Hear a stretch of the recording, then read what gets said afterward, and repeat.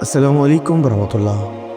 قرض انسان کی زندگی کو تنگ کر دیتا ہے، دشوار بنا دیتا ہے، دن کا سکون اور راتوں کی نیندیں ختم ہو جاتی ہیں۔ لیکن قرآن کریم ہمیں قرض سے نجات کا راستہ بڑا بہترین طریقے سے دکھاتا ہے۔ سورہ آل عمران آیت نمبر 26 میں اللہ فرماتا ہے، اور یہ آپ آیت اپنی اسکرین پر ملاحظہ کر سکتے ہیں۔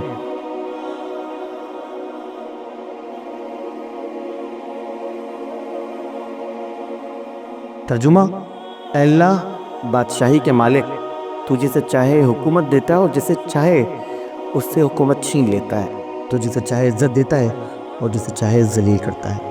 تو مقروض نے، یعنی وہ شخص جو چاہتا ہو کہ اس کا قرض اتر جائے، اس نے کرنا یہ ہے کہ نماز عشاء کے بعد 70 مرتبہ یہ آیت مبارکہ اول و آخر درود شریف کے ساتھ پڑھنی ہے۔